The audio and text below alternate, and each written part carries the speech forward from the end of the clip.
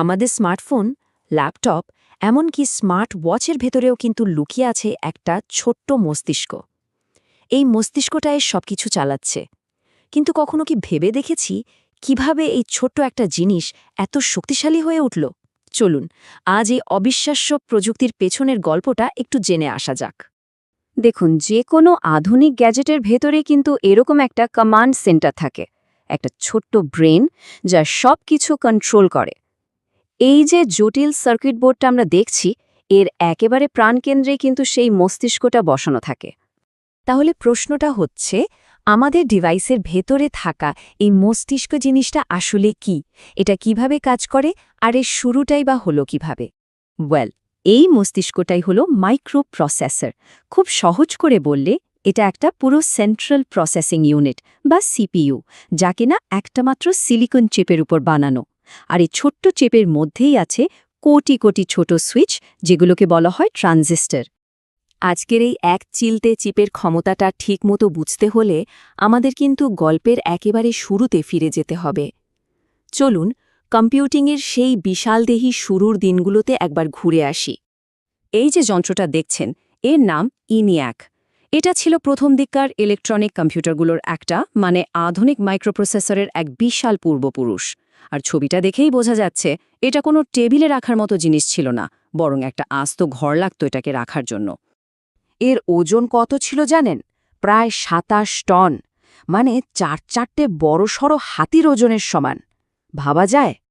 আর এটা চলত ১৭,৪৬৮টা বিশাল আকারের ভ্যাকিউম টিউব দিয়ে। এই টিউবগুলো ছিল ভীষণ ভঙ্গুর আর কথায় কথায় নষ্ট হয়ে যেত, যার ফলে কম্পিউটারটা চালানোই ছিল একটা বিরাট ঝামেলার কাজ। আর এটা চালু রাখতে যে পরিমাণ বিদ্যুৎ লাগত তা হল ১৫০ কিলোওয়াট।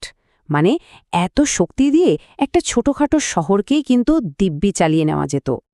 তো একটা ঘর সমান মেশিন থেকে কিভাবে এ নখের আগার সমান চিপে পৌঁছানো গেল? এই বিশাল লাফটা সম্ভব হয়েছিল মূলত দুটো যুগান্তকারী আবিষ্কারের কারণে। এই টাইমলাইনটা দেখলেই বোঝা যায় যে সবকিছু কত দ্রুত বদলে যাচ্ছিল। ১৯৪৭ সালে ট্রানজিস্টর আসলো, যা ভ্যাকিউম টিউবের অবসান ঘটালো। ঠিক ১২ বছর পর ১৯৫৯ সালে আসলো ইন্টিগ্রেটেড সার্কিট, যা অনেকগুলো ট্রানজিস্টরকে এক জায়গায় নিয়ে এলো। আর এই দুটো আইডিয়াকে একসাথেই করে ১৯৭১ সালে ইন্টেল বাজারে নিয়ে আসলো পৃথিবীর প্রথম কমার্শিয়াল মাইক্রোপ্রসেসর। এখন চলুন দেখি এই যুগান্তকারী আবিষ্কারগুলো বাস্তবে ঠিক কী অবিশ্বাস্য এক পরিবর্তন নিয়ে এসেছিল। এই ছবিটা দেখুন, এটাই সেই ঐতিহাসিক মুহূর্ত। বাম দিকে সেই ঘর সমান এনিয়াক, আর ডান দিকে বিশ্বের প্রথম মাইক্রোপ্রসেসর ইন্টেল ৪৪০০। একবার শুধু আকারের পার্থক্যটা কল্পনা করে দেখুন। কিন্তু সবচেয়ে অবাক করা বিষয় হল, এই ছোট্ট চিপটার প্রসেসিং ক্ষমতা ছিল ওই ২৭ টন ওজনের এনিয়াকের প্রায় সমান। আক্ষরিক অর্থেই একটা পুরো ঘরের শক্তিকে হাতের মুঠোয় নিয়ে আসা সম্ভব হয়েছিল। এই বিশাল লাফের পর থেকেই কিন্তু আসল খেলাটা শুরু হয় এক অবিশ্বাস্য দৌড়, সব কিছুকে আরও ছোট করে আনার। আচ্ছা, একটা আধুনিক ট্রানজিস্টর ঠিক কতটা ছোট সেটা বোঝানোর জন্য এই তুলনাটা কিন্তু দারুণ। মানুষের একটা চুলের গড় প্রস্থ হল প্রায় ১০০ মাইক্রোমিটার, আর একটা আধুনিক ট্রানজিস্টর, সেটার প্রস্থ ১০ ন্যানোমিটারেরও কম। এই চার্টটা দেখলে বিষয়টা আরও পরিষ্কার হয়ে যাবে। দেখুন, মানুষের চুলের তুলনায় প্রথম মাইক্রোপ্রসেসরের ট্রানজিস্টর কত ছোট ছিল, আর সেটার তুলনায় আজকের দিনের একটা i7 প্রসেসরের ট্রানজিস্টর তো প্রায় অদৃশ্যই বলা চলে। চলুন এবার গল্পটাকে বর্তমানে ফিরিয়ে আনি আর দেখি এই ছোট্ট জিনিসগুলো আজ কিভাবে আমাদের পুরো বিশ্বটাকেই চালাচ্ছে। এটা একটা আধুনিক প্রসেসরের ভেতরের ছবি। একবার ভাবুন তো, এই এক চিলতে জায়গার মধ্যে কোটি কোটি প্রায় অদৃশ্য ট্রানজিস্টর বসানো আছে। কিন্তু এই কোটি কোটি ট্রানজিস্টর আসলে করেটা কি? এদের কাজের মূল ভিত্তিটা কিন্তু বেশ সহজ। প্রসেসর মূলত দুটো ধাপে কাজ করে, ফ্যাচ আর এক্সিকিউট। ধরুন এটা অনেকটা রান্নার রেসিপি ফলো করার মতো।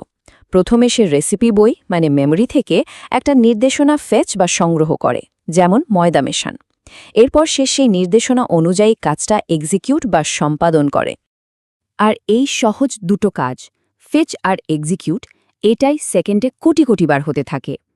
এই অবিশ্বাস্য গতি আমাদের ফোন, কম্পিউটার, গাড়ি, এমনকি ঘরের কফি মেকারকেও শক্তি দেয় আর তাদের দিয়ে নানা রকম কাজ করিয়ে নেয়।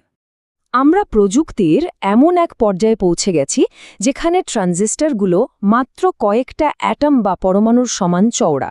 কিন্তু প্রশ্ন হল, যখন পদার্থবিজ্ঞানের নিয়ম অনুযায়ী এদের আর ছোট করা সম্ভব হবে না, তখন কি হবে?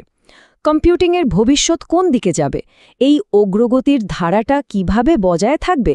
সেটার উত্তর হয়তো দেবে আমাদের পরের প্রজন্ম।